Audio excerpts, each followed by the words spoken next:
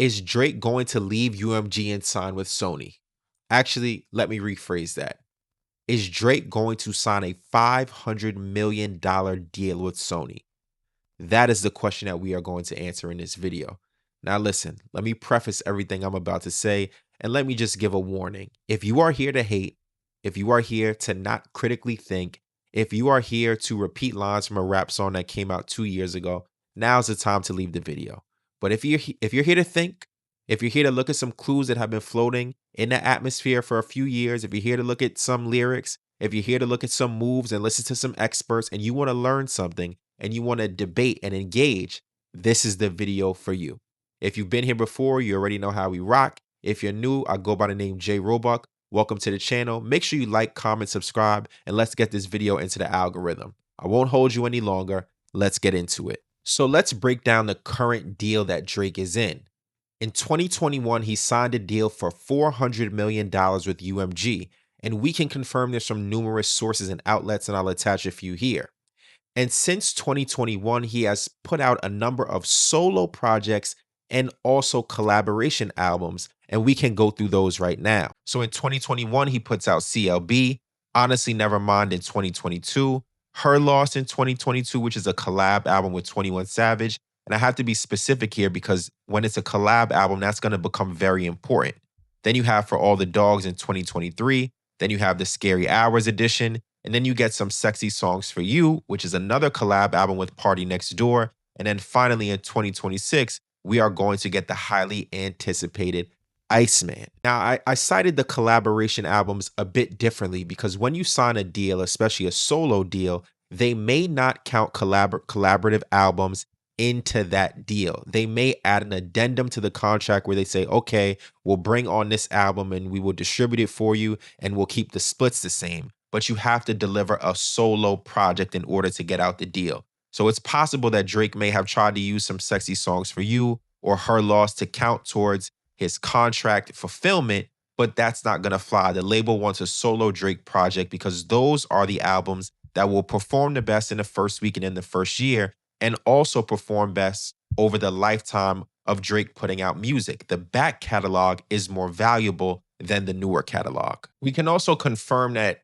this is the last album that's a part of the current deal structure because in 2024, Drake has confirmed it, a number of other music industry insiders have confirmed it, and the lawsuit confirmed it, that Drake was in the middle of contract negotiations attempting to re-up with UMG. Now, this is going to be very important when we talk about, is he going to sign with Sony?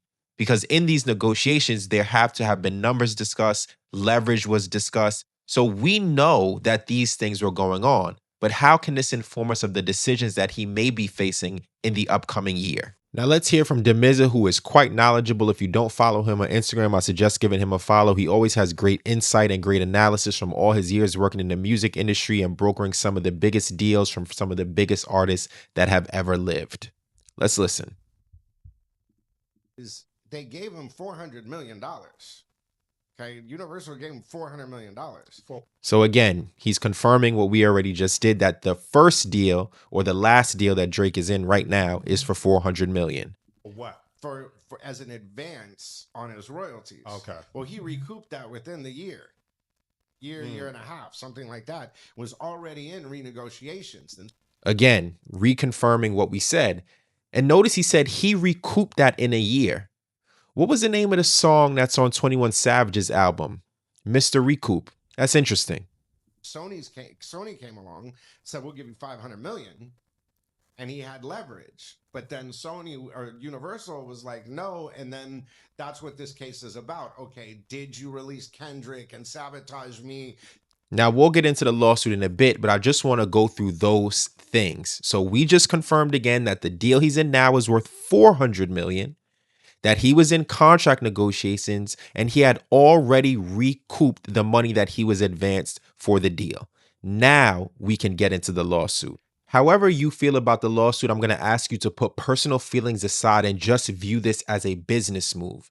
Because in business, lawsuits are normal practice. The legal system is a way to get a leg up. The legal system is a way to get information. The legal system is a way to battle against your enemy or sometimes your friend. But in this case, it's the label. So whether you feel Drake sued because he was mad that he lost the battle, whether you feel he sued because he didn't want Kendrick to perform the song at the Super Bowl, whether you feel he sued because he wanted, the label to pay for not backing him as much as he feels they should have, all of these things can be true, but it doesn't take away from the business and information that he was seeking in this lawsuit. Look at some of the things that he requested to see. He didn't only want to see things in his contract, he wanted to see things in Kendrick's contract. He wanted to know information about his data. When was it used? How was it used? He wanted to have real information that would tell him what he is worth as an artist. Let me ask you a question. Do you know what you're worth to your job? You know how much they pay you because you're an employee, but how much do they profit from your labor? It would be impossible to tell unless you have all the back end information. And that is exactly what Drake is seeking. When you listen to a Drake song on a DSP, like YouTube or like Spotify, you notice that ads play before the song, after the song, and sometimes in the middle if it's a music video. What are those ads worth to UMG? And what does that mean they're worth to Drake? I don't think that he had that information. So one of the byproducts of this lawsuit was basically circumventing the audit process and figuring out how much he's worth. How much is each stream of a Drake song worth? Because a Drake stream is different than the stream of a local rapper. They're not equal. So I think a part of the lawsuit was to get a peek behind the veil and figure out as much information as he could about his business. That is one of the things that being signed to a major doesn't always afford you: complete transparency. Notice I use the word audit because sometimes you have to take a look at the books.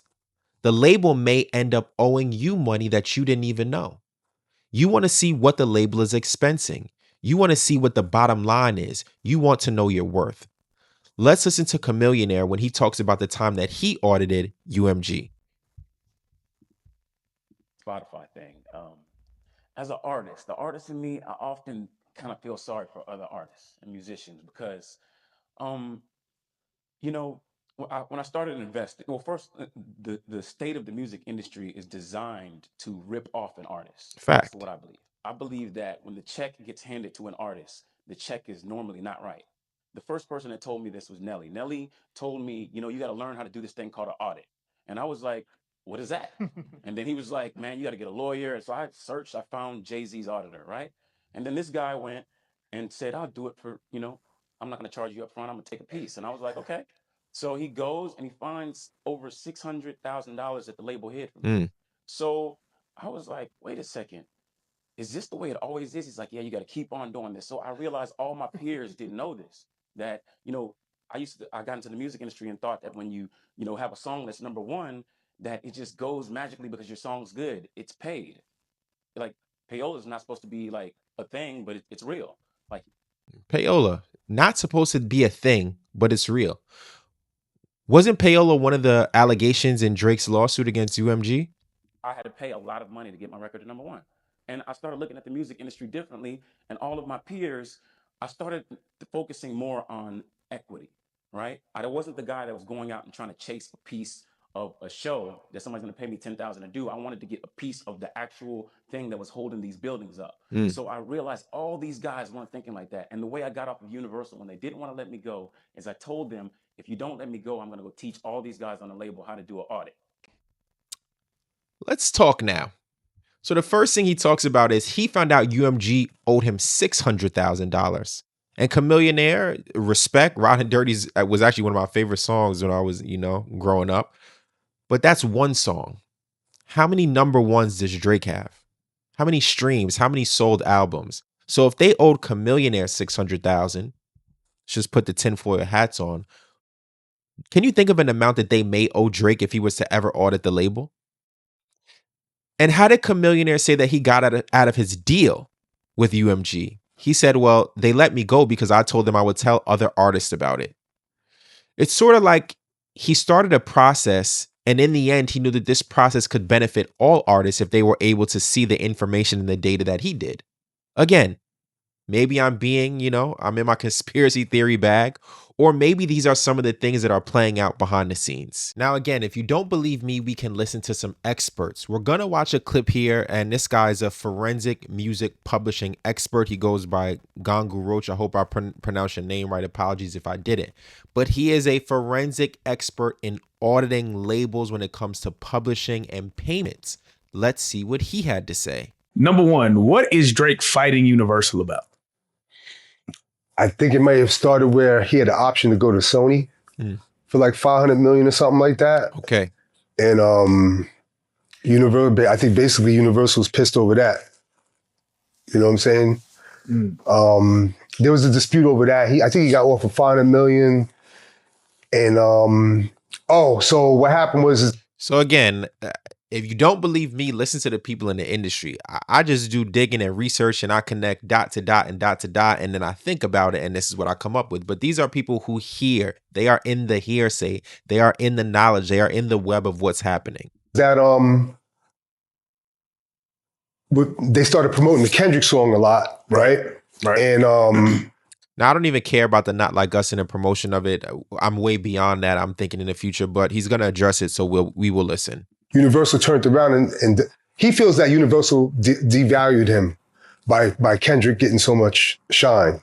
You know what I'm saying? Right. Where he wasn't able to get $500 million no more because he put out like a few things and they didn't do so well. And he thinks that Universal was behind all of that. You know what I'm saying? Do you believe it? And that's why he sued Universal. But do you believe it? I've seen corporate retaliation before. And it looks like that? I've seen them do it to one of my clients where they were mad at him because he was disturbing one of their biggest artists on the label. So he's seen corporate retaliation because one artist was disturbing another. I mean, I covered this in a video last week where I talked about some of the dangers of suing your label and what that could come with. So again, if you don't believe me, listen to someone else. But why am I talking about Sony now? Why am I making this video today about Drake potentially going there? It is something that I have mentioned in the past, but why put this out now? I just started paying attention to a few things. The first thing we can look at is the lawsuit. There was actually a mediation yesterday between Drake's legal team and UMG's legal team. There's been no outcome announced. We haven't gotten any information. We only know that the mediation took place. The other reason why was I looked at the artists that Drake has been collaborating with. 21 Savage. This is one of the few Drake features that we've gotten over the past few months. Savage is signed to Sony. Then we can look at Central C. Another artist signed to Sony. Party Next Door. Signed to Sony. And then you look at Santa Ana Records, which Drake has heavy involvement with. They're connected to Sony Records as well. All of these things are aligning. All the artists that he's working with, everyone he brought out on stage during Wireless Fest, all Sony artists, and they are not doing business with UMG or they have issues with UMG. All of these things are just aligning. And the last thing I saw was Drake post this picture of the day he signed his original deal the other day. And I just thought about it like, why are you posting this picture of the day you signed your deal with UMG, the first deal, the deal that made you rich? Why post that? Are you going to be signing a new deal soon? I don't know. I've had the tinfoil hat on all video, but that's what I got. I want to know what you think. Do you think that Drake would actually leave UMG?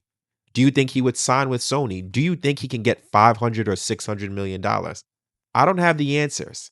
I just have the theories. If you stuck around to the end, I want to say thank you. I go by the name J Roebuck. Please make sure you like, comment, subscribe, send the video to someone so they can join the channel, because I just want to continue to grow this community and get these videos out into the algorithm and hear from you, because I don't just want to hear myself talk. I want to hear your opinion, because your opinion is valuable.